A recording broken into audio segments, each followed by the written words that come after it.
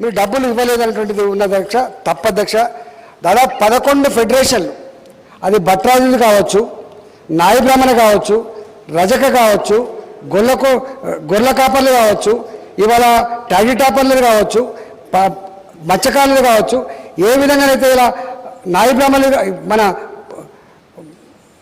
వీళ్ళు మనం అవసరం కంసాలు కానీ కంచరులు కానీ విశ్వకర్మ కానీ వాళ్ళకు కాబట్టి అందరికి కూడా సముచిత ప్రాధాన్యత ఇవ్వడానికి కోసం మాత్రమే గతంలో బీసీల కోసం 2350 కోట్లు కేటాయిస్తే ఈ దఫా 5100 కోట్లు కేటాయించడమే కాకుండా ఎంబీసీ అనేటువంటి ఒక కొత్త కార్పొరేషన్ పెట్టడం ద్వారా 1000 కోట్ల రూపాయలు దానికోసం పెట్టుకున్నాం.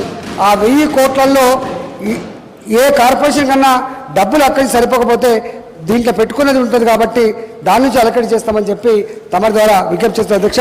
ఈ మధ్యకాలంలో మేము చూస్తూ ఉన్నాం, విశ్వకర్మలకి మీరు డబ్బులే కేటాయించలేదని చెప్పి మామే దండయాత్ర చేస్తూ ఉన్నారు. ఎవరికి కూడా అనుమానాలు ఉండవలసిన అక్కర లేదు. ఈ సంవత్సరం బీసీలకి ఇదొక స్వర్ణయుగం లాంటిది కాబట్టి మొట్టమొదటిసారిగా దేశ చరిత్రలో, మొట్టమొదటిసారిగా ఈ రాష్ట్ర చరిత్రలో అణగారిన వర్గాలకు, మరీ ముఖ్యంగా బీసీ వర్గాలకు ఇంత పెద్ద ఎత్తున డబ్బులు కేటాయించి ఖర్చు పెడుతున్నటువంటి రాష్ట్రం తెలంగాణ రాష్ట్రం. దాన్ని అప్రిషియేట్ చేయాలని చెప్పి తమ ద్వారా నేను విజ్ఞప్తి చేస్తున్నాను అధ్యక్ష. ఎస్సీ ఎస్టీ సప్లాన్ విషయంలో కూడా అధ్యక్ష, మొన్న ముఖ్యమంత్రి గారు చెప్పినారు, ఇవాళ మీరు చేసిన 2013 చట్టానికంటే కూడా మరింత మాడిఫై చేసుకొని మరింత న్యాయం చేసే పద్ధతిలో ఒక గొప్ప చట్టాన్ని తీసుకురావడంలోనే మీకు దాని మీద అనుమానం ఉండాల్సి అక్కర్లేదు. మనసు పూర్తిగా ఇవాళ కూడా మా ముఖ్యమంత్రి గారి భాషలో చెప్పాలంటే గ్రామీణ ప్రాంతాలకు వెళ్ళినప్పుడు ఏ మనిషిని అడిగినా కూడా అతి కడుబీదరికంలో ఉన్న వాళ్ళు ఎవరంటే ఇవాళ హరిజనులని చెప్తారు అధ్యక్ష, ఎస్సీలని చెప్తారు అధ్యక్ష. కాబట్టి వాళ్ళ బతుకులు బాగుపడకుండా, వాళ్ళు అప్టిఫ్ట్ కాకుండా బంగారు తెలంగాణ సాధ్యం కాదు. కాబట్టి దాని విషయంలో ఇవాళ సప్లాన్ నిధులే కాకుండా అవసరమైతే రాబోయే కాలంలో ఏమైనా ఎక్స్ట్రా ఆదాయాలు వస్తే ఆ వర్గాల కోసం మరింత డబ్బులు కేటాయించుకొని గొప్పగా చేసేటువంటి కార్యక్రమం కూడా ఉంటుందని చెప్పి తమ ద్వారా విజ్ఞప్తి చేస్తుంది అధ్యక్ష. అదేవిధంగా ఇన్వెస్ట్మెంట్లో 6th ప్లేస్ అని చెప్పిన అధ్యక్ష కావచ్చు అధ్యక్ష, ఇన్వెస్ట్మెంట్లో 6th ప్లేస్ కావచ్చు, ఐటీలో 4th ప్లేస్ కావచ్చు. కానీ రాబోయే కాలంలో మన పాలసీలు అయితే ఉన్నాయో, మన ఇండస్ట్రియల్ పాలసీ కావచ్చు, మనం వాటర్ ఫెసిలిటీస్ ఇవ్వడం కావచ్చు, భూములు అలకేట్ చేయడం కావచ్చు, పవర్ కావచ్చు, ఈ మ్యాన్ పవర్ కావచ్చు, ఇవన్నిటి రీత్యా రాబోయే కాలంలో తెలంగాణ రాష్ట్రం అన్ని రాష్ట్రాల కన్నా కూడా ముందు భాగం నిలిచేటువంటి ఆస్కారం ఉందని చెప్పి ఆశాభావంతో ఉన్నామని చెప్పి తమ ద్వారా తెలియజేస్తుంది అధ్యక్ష. వీరు ఇంటింటికి ఒక ఉద్యోగం ఇస్తానని చెప్పి అన్నారు అధ్యక్ష. తప్పకుండా ఆనాడు మన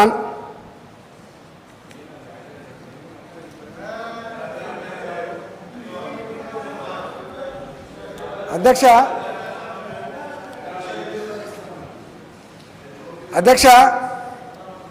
తమకు తెలుసు అధ్యక్ష, ఇప్పటికే పబ్లిక్ సర్వీస్ కమిషన్ 18,974 ఉద్యోగాలు, పోలీస్ రిక్రూట్మెంట్ బోర్డు 12,354, ఇంధన శాఖ మీ శాఖ పాత శాఖ 2,681, సింగరేణి 4,500, ఆర్టీసీ 3,950, మొత్తం కలిసి అధ్యక్ష 42,459 ఉద్యోగాలు ఇప్పటికీ మేము ఇవ్వడం కానీ కొన్ని ప్రాసెస్లో ఉన్నాయి కానీ జరిగింది అధ్యక్ష. అంతేకాకుండా అధ్యక్ష, తమరి ఆయాములో ఏ కాంట్రాక్ట్ వ్యవస్థ కొనసాగిందో, అవుట్సోర్సింగ్ వ్యవస్థ కొనసాగిందో, కనీస వేతనాలకు కూడా నోచుకోకుండా ఎట్టి చాకరీ చేసే చరిత్ర మీకు తెలుసు అధ్యక్ష. కానీ తెలంగాణ ప్రభుత్వం వచ్చిన తర్వాత ఎంత గొప్పగా అంటే వీళ్ళని ఎట్టి చాకరీ చేయించుకోవద్దు, వాళ్ళు మనుషులే. ఇలా హైదరాబాద్ లాంటి నగరాల్లో జీవించాలంటే ఇండ్ల కిరాయిల కోసం 5,000 పోతాయనేటువంటి దాంతో మొట్టమొదటిసారిగా ఇవాళ వాళ్ళు ఎవరు కోరకుండానే 6,700 రూపాయల నుంచి 12,000 రూపాయలకు పెంచింది తెలంగాణ రాష్ట్ర ప్రభుత్వం. 7,900 నుంచి 15,000 రూపాయలకు పెంచింది తెలంగాణ రాష్ట్ర ప్రభుత్వం. 10,900 రూపాయల నుంచి 17,500కు పెంచినటువంటి ఘనత ఇవాళ ఈ రాష్ట్ర ప్రభుత్వానికి దక్కింది అధ్యక్ష. అంతేకాదు అధ్యక్ష, జూనియర్ లెక్చరర్లకి 18,030 రూపాయలు ఉంటే ఇలా 27,000 రూపాయలకు పెంచినాం. పాలిటెక్నిక్ లెక్చర్లకి 19,050 రూపాయలు ఉంటే 28,500 రూపాయలకు పెంచినాం. డిగ్రీ లెక్చర్లకి మీ హయాంలో 20,680 రూపాయలు ఉంటే 31,050 రూపాయలకు పెంచినాం. విద్యా వాలంటీర్లకి 5,000 రూపాయల నుంచి 8,000 రూపాయలకు పెంచినాం అధ్యక్ష. హోమ్ గార్డ్స్కి 9,000 రూపాయల నుంచి 11,000 రూపాయలకు పెంచినాం 12,000 రూపాయలకు పెంచినాం అట్లే అధ్యక్ష, రెవెన్యూ అసిస్టెంట్స్కి 6,620 రూపాయలు ఉంటే 10,500 రూపాయలు పెంచినాం ఇవాళ అంగన్వాడీ టీచర్లకి ఇంతకుముందు చెప్పినట్టుగా 7,000 రూపాయలు ఉంటే 10,500 రూపాయలు చేసినాం హెల్పర్లకి 4,500 రూపాయలు ఉంటే 6,000 రూపాయలు చేసినాం ఇవాళ ఇట్లా అనేక వర్గాలకి మీ హయాంలో 20-25 సంవత్సరాల కాలం పాటు కంటింజెంట్ ఎంప్లాయీస్కి ఇచ్చిన జీతం ఎంత కేవలం 1,623 రూపాయలు ఇవాళ ఈ ప్రభుత్వం వచ్చిన తర్వాత 4,000 రూపాయలకు మేము మనం పెంచినాం అదేవిధంగా స్పెషల్ పోలీస్ ఆఫీసర్స్కి 10,000 రూపాయల నుంచి 20,000 రూపాయలకు పెంచినాం ఇట్లా అనేకం ఉన్నాయి అందువల్ల మమ్మల్ని పదే 3 ఏళ్ళు గడుస్తూ ఉంది, ఇంకా ఏం చేస్తున్నానని చెప్పేటువంటి మాట అయితే ఉందో అది మీకు అనడానికి నోరు రావద్దని మాత్రమే, అట్లాంటి మాట మాట్లాడదని మాత్రమే తమ ద్వారా విజ్ఞప్తి చేస్తున్నాం అధ్యక్ష. అదేవిధంగా మిగతా ఉద్యోగాలు 2019 లోపు 1,00,000 ఉద్యోగాలు నింపాలనే సంకల్పంతో ఉన్నాం కాబట్టి మిగతా ఉద్యోగాలు కూడా అంచెలంచెలుగా ఈ సంవత్సరం వచ్చే సంవత్సరం తప్పకుండా నింపి ఆ 1,00,000 ఉద్యోగాలను ఇవాళ మా నిరుద్యోగ బిడ్డలకు ఇచ్చుకుంటామని చెప్పి తమ ద్వారా వినియోగిస్తాం అదేవిధంగా ఇవాళ ఇతర దేశాల్లో బతకబడేటువంటి ప్రజల కోసం మీరు అప్పుడు ఆ శాఖ మీరే చూసిన తప్పకుండా మీరు ఒకనాడు దుబాయ్ లేదా ఇతర గల్ఫ్ దేశాలకు పోయినటువంటి వాళ్ళదే శవాలు వస్తుంది ఇవాళ మనకు కొత్త ట్రెండ్ వచ్చింది. అమెరికా లాంటి దేశాల్లో కూడా ఇవాళ శవాలు వచ్చేది దౌర్భాగ్య పరిస్థితి వచ్చింది. ప్రపంచవ్యాప్తంగా కూడా ఏ ప్రాంతానికి ఆ ప్రాంతంలో మాకు ఉద్యోగాలు రావాలన్నటువంటి ఒక భావన ఇవాళ అక్కడ ప్రజలుతున్న సందర్భంలో తెలంగాణ రాష్ట్రంలోనే ఉపాధి అవకాశాలు మెరుగుపరచాలనే సంకల్పంతో మాత్రమే ఇవాళ గ్రామీణ ప్రాంతంలో వృత్తులకి సపోర్ట్ చేసిన విషయాన్ని మనం మర్చిపోవద్దు అందుకనే ఇవాళ ఒకవైపు గల్ఫ్ దేశాలకు పోయే వాళ్ళకి కానీ ఇతర దేశాలకు పోయే వాళ్ళకి కానీ కొంత మనం ఎడ్యుకేట్ చేస్తూ వాళ్ళకు సౌకర్యాలు కల్పిస్తూనే మన దగ్గర కూడా వాళ్ళు పోకుండా ఉండడానికి వాళ్ళ కాళ్ళ మీద వాళ్ళు బతకడానికి కావాల్సినటువంటి చర్యల్ని చేపట్టే దాంట్లో తెలంగాణ రాష్ట్ర ప్రభుత్వం ప్రయత్నం చేస్తుందని చెప్పి తెలియజేస్తుంది అదేవిధంగా కొన్ని ఇండస్ట్రీస్ నిజాం షుగర్ ఫ్యాక్టరీ కావచ్చు, ఇవాళ సర్సిల్ కంపెనీ కావచ్చు, అదేవిధంగా వరంగల్ ఉన్నటువంటి రియాన్స్ ఫ్యాక్టరీ కావచ్చు, ఇవన్నీ మూతపడ్డ వాట వాస్తవం అనేక సంవత్సరాలుగా ప్రభుత్వ రంగ సంస్థలన్నీ కూడా కొన్ని వందల సంఖ్యలో మూతపడ్డ వాట వాస్తవం కానీ సర్సిల్ కంపెనీ ఓపెన్ చేయించడానికి కానీ కమలాపూర్ రియాన్స్ ఫ్యాక్టరీ ఓపెన్ చేయించడానికి కానీ అనేక ప్రయత్నాలు చేసిన నిజాం షుగర్ ఫ్యాక్టరీని కూడా రివైవ్ చేసుకోవాలని సంకల్పంలో భాగంగా అక్కడ ఉన్న నిల్వలు కూడా పీడిఎస్ ద్వారా షుగర్ కొనుక్కొని డబ్బులు ఇచ్చి రైతాంగానికి డబ్బులను కూడా పే చేసిన విషయం తమరికి కూడా తెలుసు అయినా గౌరవ ముఖ్యమంత్రి గారు ఇప్పటికే అనౌన్స్ చేసి ఉన్నారు. వారు చెప్పిన మాట ఏంటంటే ఒకవేళ కనుక రైతాంగమే కోఆపరేటివ్ సెక్టార్లో నడుపుకోవడానికి కనుక ముందుకొస్తే ప్రభుత్వం వాళ్ళకి ఆ కంపెనీ అప్గ్రేడ్ చేసి వాళ్ళకు అవసరమైతే వర్కింగ్ క్యాపిటల్ కూడా ఇచ్చి మేము సపోర్ట్ చేస్తామని వారు చెప్పిన తప్పకుండా వారు ముందుకు వస్తారని చెప్పి ఆశిస్తా ఉన్నాం. ముందుకు రాకపోతే ఏం చేయాలని కూడా తప్పకుండా రాబోయే కాలంలో నిర్ణయించుకోవడమని చెప్పి మనం చేస్తాం అదేవిధంగా మహిళలకు ఇచ్చేటువంటి పావుల వడ్డీ విషయంలో కొంత డ్యూస్ ఉన్నమాట వాస్తవం ఇవాళ అర్బన్ ఏరియాలో కానీ రూరల్ ఏరియా కానీ ఆ మహిళలకు ఇచ్చేటువంటి ఆ బకాయిలన్నీ కూడా ఆల్రెడీ ఇస్తూ ఉన్నాం. ఇంకా మిగిలితే కూడా మొత్తం పే చేస్తామని చెప్పి తెలియజేస్తుంది అదేవిధంగా రజ్వీ గారు కొత్త జిల్లాలు ఏర్పడ్డాయి, పాత జిల్లాలలో డీడీఆర్సీలు ఉండేది అని చెప్పిన తప్పకుండా డీడీఆర్సీలు అన్ని జిల్లాల్లో పెట్టుకొని మంత్రుల ఆధ్వర్యంలో సమస్యల పరిష్కార వేదికలుగా జిల్లాలో ఉంటాయి కాబట్టి తప్పకుండా చేసుకోవడం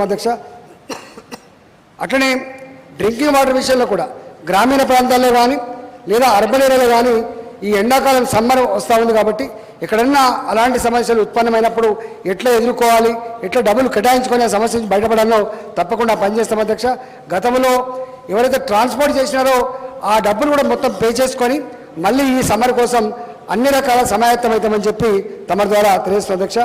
జిఎస్టీ వస్తూ ఉంది, మరి మన పరిస్థితి ఏముందని చెప్పి అడిగిన అధ్యక్ష. జిఎస్టీ విషయంలో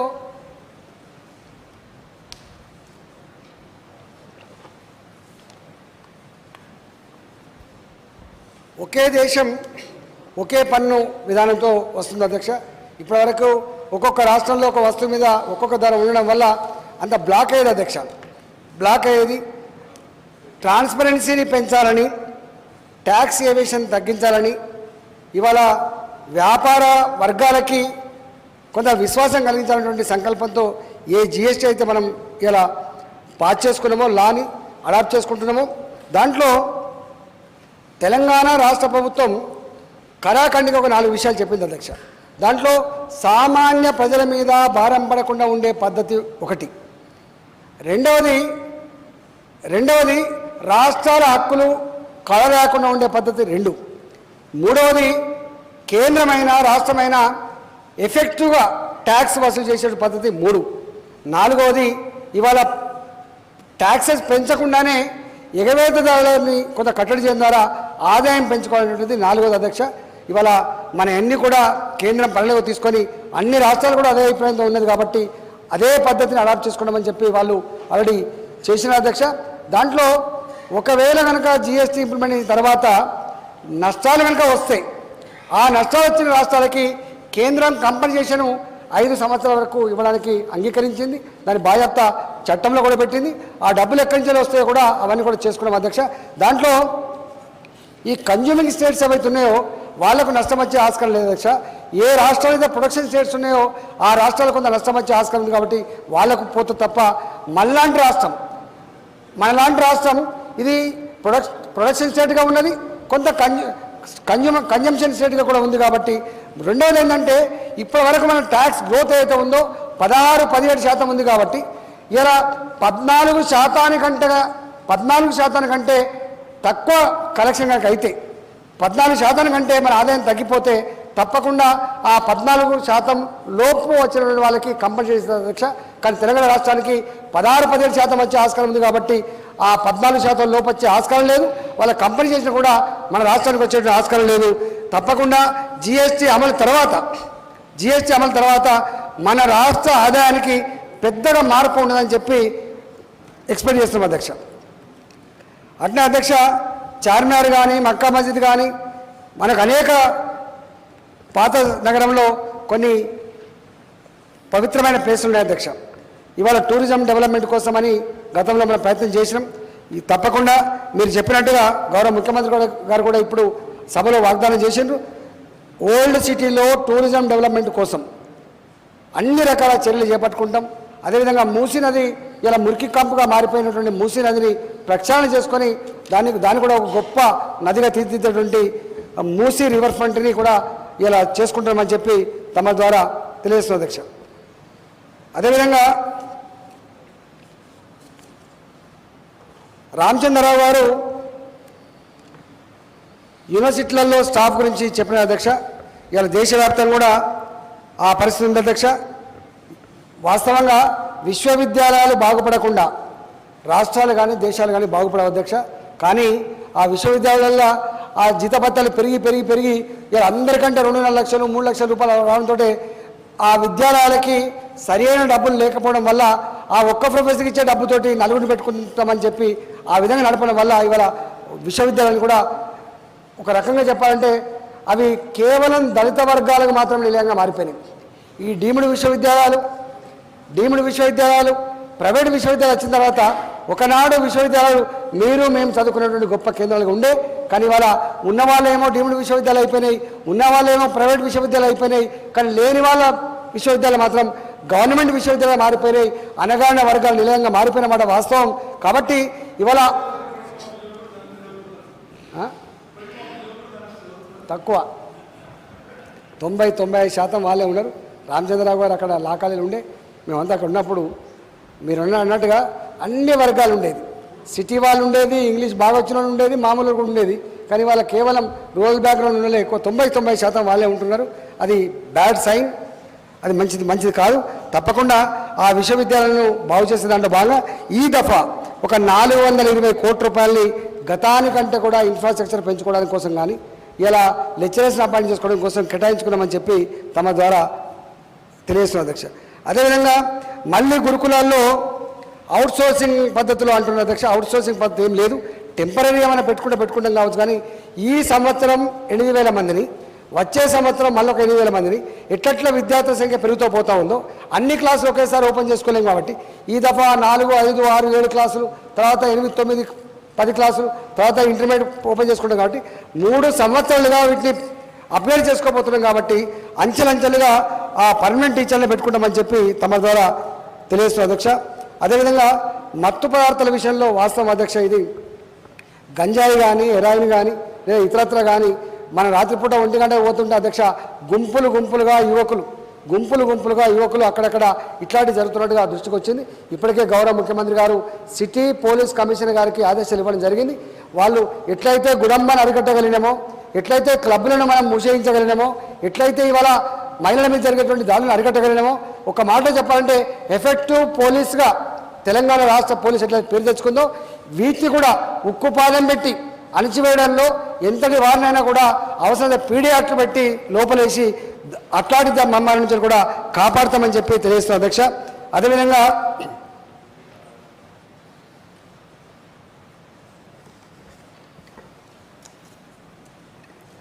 అధ్యక్ష,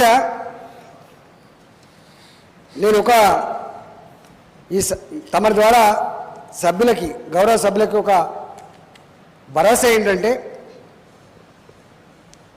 తెలంగాణ రాష్ట్రం వచ్చిన తర్వాత బడ్జెట్ నియంత్రణ విషయంలో మీరు కేవలం బీఈల గురించి మాట్లాడుతున్నారు, ఆర్ఈల గురించి మాట్లాడుతున్నారు. కానీ ఇవాళ మేము ఎంత స్ట్రీమ్లైన్ చేసినామో, గతంలో ఎంత విచ్చలవిడితనం ఉండనో, ఎట్లా ఇవాళ మొత్తం పీడీ అకౌంట్లలో గతంలో డబ్బులు పెట్టుకొని ఎట్లా మిస్యూజ్ అయ్యేదో అవన్నీ కూడా ఒక్క మాటలో చెప్పాలంటే ఫైనాన్స్ డిపార్ట్మెంట్ అనేది ఈ 3 సంవత్సరాల కాలంలో అనేక రకాల రిఫార్మ్స్ తెచ్చుకొని లీకేజెస్ లేకుండా, ప్రజల ధనం అంటే, ప్రభుత్వ సొమ్ము అంటే అది ఎట్టి సొమ్ము లెక్క ఉండేటువంటి స్థాయి నుంచి వెళ్ళి ప్రతి పైసకు జవాబుదారితనం ఉండే పద్ధతులలో, ప్రతి పైసా ఖర్చులో కూడా ఇలా జవాబుదారితనం ఉండే పద్ధతుల పూట ఫైనాన్స్ డిపార్ట్మెంటు చాలా ఎఫెక్టివ్గా పనిచేస్తూ ఉంది.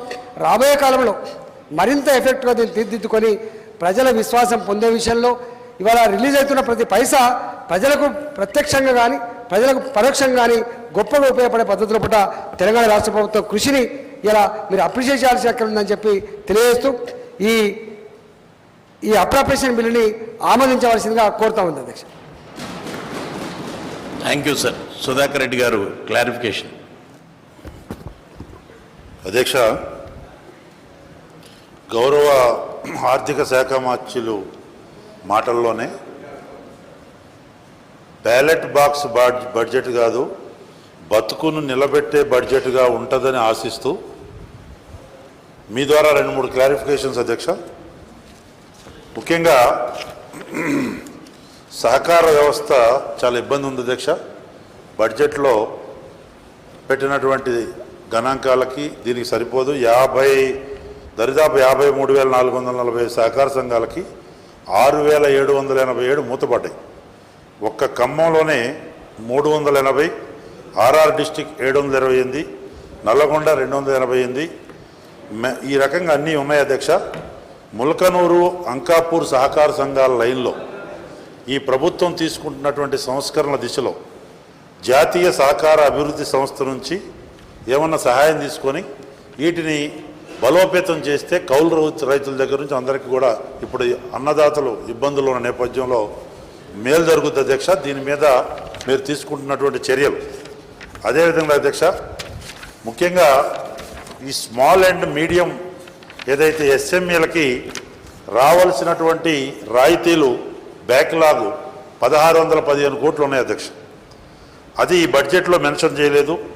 ఒకవైపు ఈజ్ ఆఫ్ డూయింగ్ బిజినెస్ అని బ్రహ్మాండంగా పారిశ్రామికరణ అనుకుంటూనే ఉన్న పరిశ్రమలు మీరు దీన్ని ఏ రకంగా ప్రోత్సాహాలు ఇస్తున్నారు, బ్యాక్లాగ్స్ ఉన్న 1,615 కోట్లు ఇచ్చే ఆలోచన ఉందా లేదనేది మీ ద్వారా అడుగుతూ, మెచ్ ఛార్జీలు పెంచి అనౌన్స్మెంట్ చేసినందుకు స్వాగతం చెబుతూ 100 కోట్ల రూపాయలు ఇంకా బకాయిలు ఉన్నాయి అధ్యక్ష. దానికి వసతి గృహాల్లో ఉంటున్న వాళ్ళకి మరి ఆ బకాయిలు కూడా మరి తీర్చేసి ఆ రకంగా పెంచే కార్యక్రమం చేయాలా.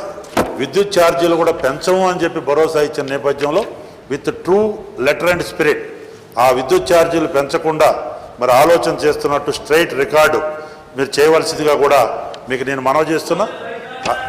అదేవిధంగా అధ్యక్ష, అబ్బో మాట మారిపోయింది హోంమంత్రి గారు. ముఖ్యమంత్రి గారు ఎట్టి పరిస్థితుల్లో విద్యుత్ ఛార్జీలు పెంచమని చెప్పారు. మళ్ళీ మీకు పని పెడతారు ప్రజలు, మాకు పని ఉంటుంది, ఉద్యమం గ్యారంటీ. కాబట్టి అధ్యక్ష, జాబ్ మేళా కేంద్ర ప్రభుత్వం దగ్గర నుంచి అధ్యక్ష ఈ బడ్జెట్లో 43,862 కోట్లు బడ్జెట్ ఎస్టిమేషన్లో కేంద్ర ప్రభుత్వ నిధులు చెప్పారు అధ్యక్ష.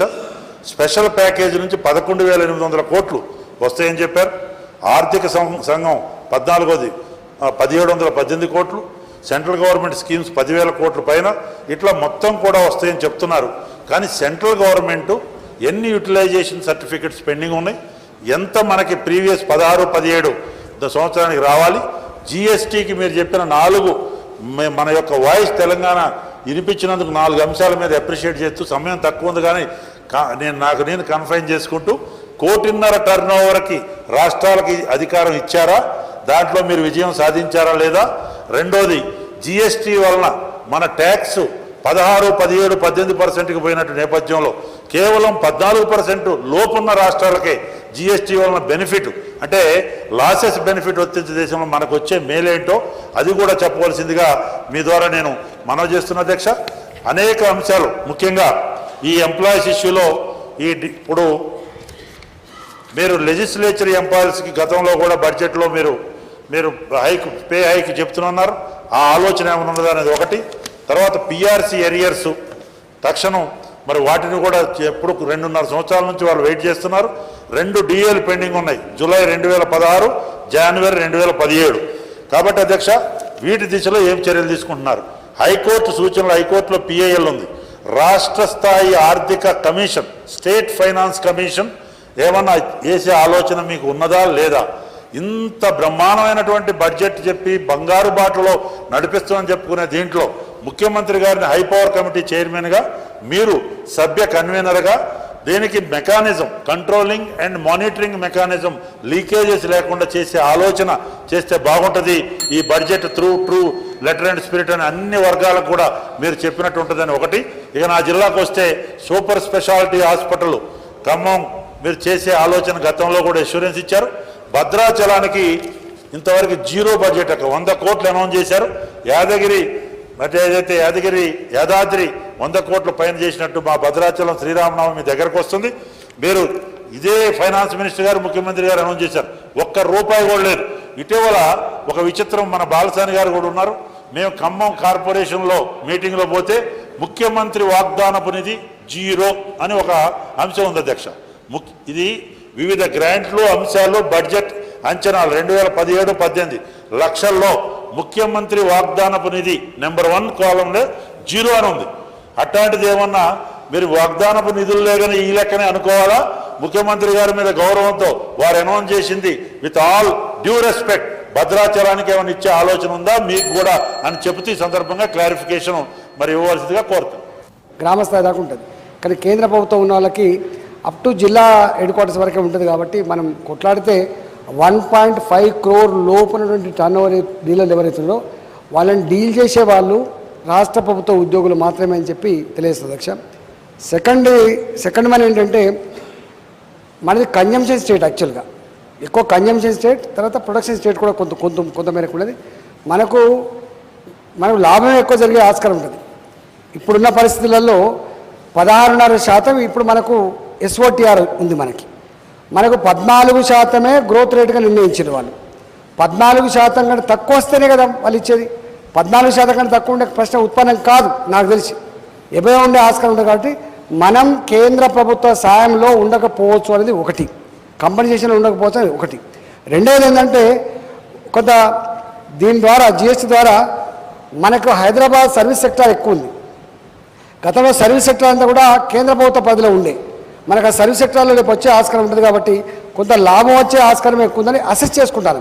Is it true or not ప్రాక్టికల్గా పోతే కానీ తెలియదు అధ్యక్ష. అట్లనే అధ్యక్ష,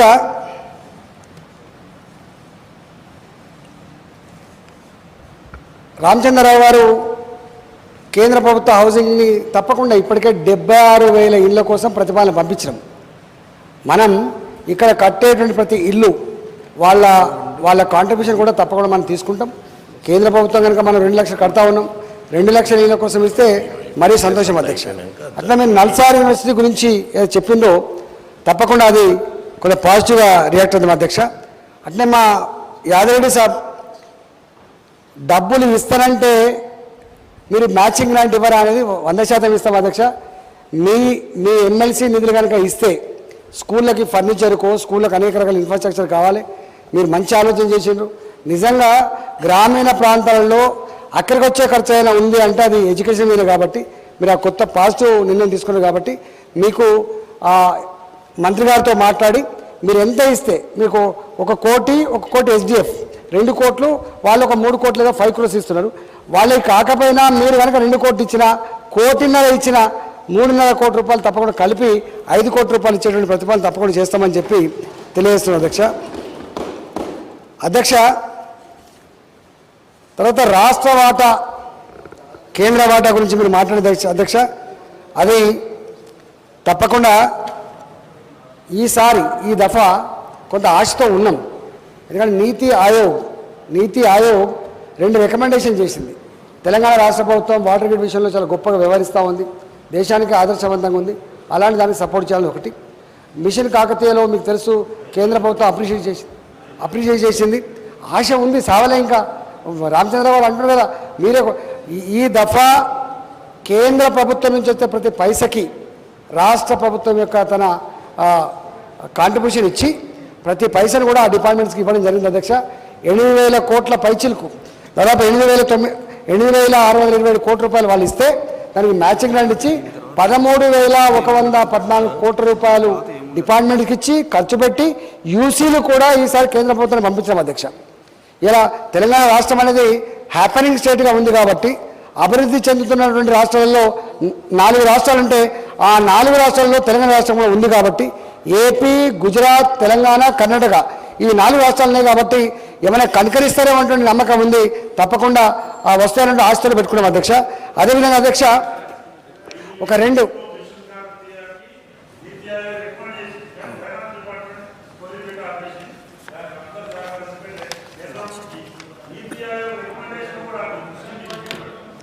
అధ్యక్ష గౌరవ ముఖ్యమంత్రి గారు ఇవాళ సభలో ఒక 2 అనౌన్స్ చేసిన అధ్యక్ష, చాలా ఇంపార్టెంట్ అవి అధ్యక్ష.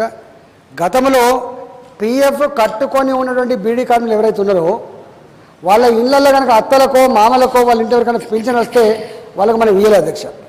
వాళ్ళు దాదాపు 81,000 మంది ఉన్నారు అధ్యక్ష. వచ్చే ఏప్రిల్ నుంచి వెళ్ళి వాళ్ళ ఇంట్లో పెద్ద మనుషులకు పెన్షన్ వచ్చినప్పటికి కూడా PF కార్డు ఉన్నటువంటి వాళ్ళకి 81,000 మందికి ఐడెంటిఫై చేసాము. ఆ 81,000 మందికి కూడా వచ్చే ఏప్రిల్ నుంచి వెళ్ళి 1,000 రూపాయల భృతి ఇవ్వబోతున్నామని చెప్పి అనౌన్స్ చేసినాం అధ్యక్ష. అదేవిధంగా అధ్యక్ష ఇవాళ గొప్ప అనౌన్స్మెంట్ అధ్యక్ష. నాకు తెలిసి నా చరిత్రలో విద్యార్థి నాయకుడిగా ఉన్నప్పటి నుంచి మొదలుపెట్టి 10 సంవత్సరాల కాలం పాటు స్కాలర్షిప్ల కోసం కొట్లాడిన అప్పటి నుంచి ఇప్పటి వరకు ఇంత పెద్ద మొత్తంలో వెల్ఫేర్ హాస్టళ్ల కోసం బడుగు బలహీన వర్గాల పిల్లల కోసం స్కాలర్షిప్లు పెంచిన చరిత్ర లేదు. అది ఈ రాష్ట్రంలో ఈ ముఖ్యమంత్రి గారు ఈరోజు అనౌన్స్ చేసిన అధ్యక్ష. దాంట్లో దాదాపుగా 18 లక్షల మందికి లబ్ధి చేకూరే ఆస్కారం ఉంది.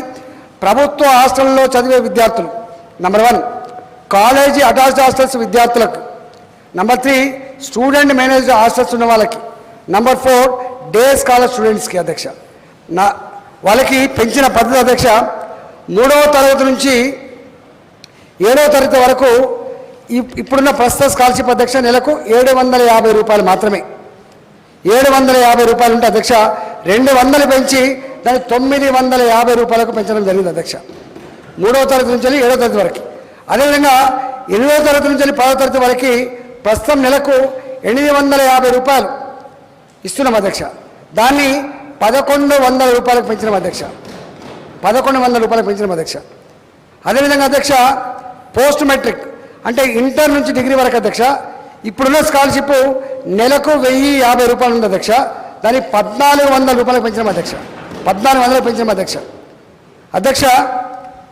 కాలేజ్ అటాచ్డ్ హాస్టల్స్ అంటే ఇప్పుడు Saifabad science college attached hostels కానీ కోర్టు ఉమెన్స్ కాలేజ్ కానీ అట్లా అటాచ్డ్ హాస్టల్స్, అదేవిధంగా స్టూడెంట్ మేనేజ్ హాస్టల్స్ వాళ్ళు కలిసి కిరాయి తీసుకొని వండుకునేటువంటి ఇల్లు అధ్యక్ష.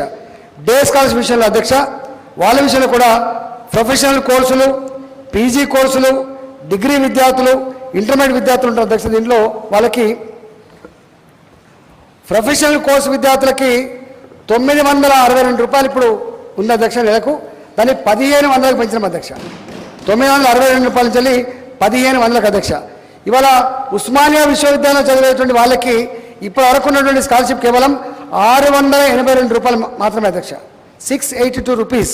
దాన్ని 1500కు పెంచినాం అధ్యక్ష. అంటే 130-140% పెంచినాం అధ్యక్ష. ఎవరు కోరలే వాళ్ళకు, నాకు తెలిసి వాళ్ళు కూడా కోరలే అధ్యక్ష. అట్నే అధ్యక్ష డిగ్రీ విద్యార్థులకి 520 రూపాయలు ఉంటే అధ్యక్ష 1000 రూపాయలకు అధ్యక్ష. దాదాపు అది కూడా 100% పెంచినాం అధ్యక్ష. అదేవిధంగా ఇంటర్మీడియట్ విద్యార్థులకి 520 రూపాయలు ఉంటే 750 రూపాయలు పెంచినాం అధ్యక్ష.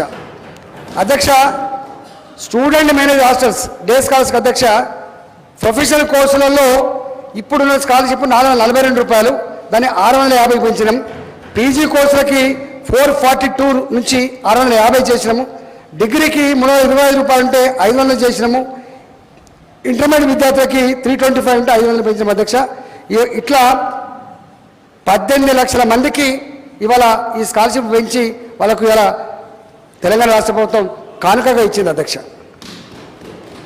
Thank you, sir. The question is that Telangana Appropriation Number 1 Bill 2017 be taken into consideration. Those who are for the motion, please say yes. Those who are against, please say no. Yes, have it. Yes, have it.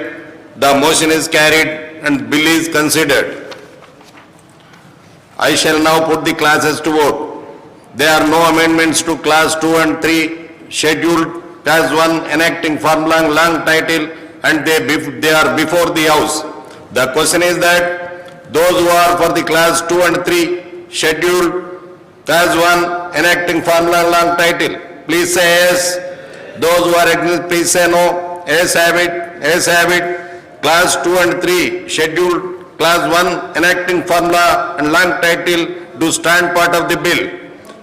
I shall now request the Minister for Finance to move the motion passing the bill. Chairman sir, I beg to move that the bill be passed. Motion moved. The question is that the bill be passed. Those who are for the motion, please say yes. Those who are against, please say no. Yes, have it. Yes, have it. The motion is carried and the bill is passed. The question is that the Telangana Appropriation Number 2 Bill 2017 be taken into consideration. Those who are for the motion, please say yes. Those who are against, please say no. Yes, have it. Yes, have it.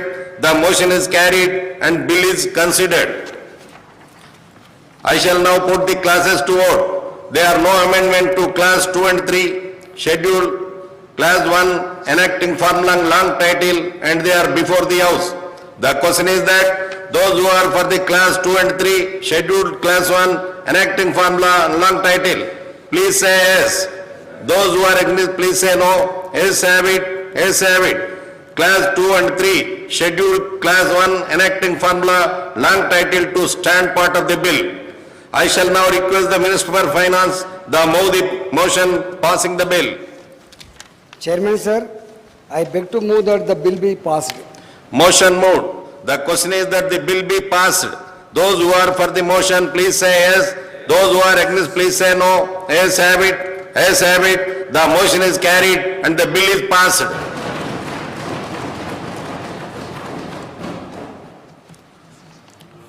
గౌరవ సభ్యులందరికీ 29/3/2017న శ్రీ ఎం రంగారెడ్డి మరియు శ్రీ సయ్యద్ అల్తాఫ్ హైదర్ రజ్వీ శాసన పరిషత్తు సభ్యులుగా పదవీ విరమణ చేయబోతున్నారు. ఆ రోజున ఈ సభ సమావేశంలో ఉండదు కనుక వారికి ఇదే వీడ్కోలు సభగా భావించవలసిందిగా కోరుతున్నాను. అనుభవజ్ఞులు మరియు శాసన కార్యనిర్వహణ పట్ల పూర్తి అవగాహన కలిగిన వీరి పదవీ విరమణ ఈ చట్టసభకు వ్యక్తిగతంగా నాకు పెద్ద లోటు అని భావిస్తున్నాను. ఈ సభ నిర్వహణకు అందించిన సహాయ సహకారాలకు గాను వారికి ప్రత్యేక కృతజ్ఞతాభినందనాలు తెలియజేస్తున్నాను. రాజకీయాలకు అతీతంగా ప్రజా సమస్యలపై వారు చేసిన ప్రసంగాలు ఈ ఎగువ సభ ఔన్నత్యాన్ని పెంపొందింపజేశాయనడంలో ఎంత మాత్రం అతిశయోక్తి లేదు అని తెలియజేస్తా ఉన్నా. వారికి భగవంతుడు ఆయురారోగ్యాలు ప్రసాదించి భవిష్యత్తులో మరిన్ని ఉన్నత పదవులను అధిరోహించగలరని నేను మీ అందరి పక్షాన ఆశిస్తా ఉన్నాను. Statistics for 7th session held from 11/3/2002 to 27/3/2017. Number of days of which the council sit 9.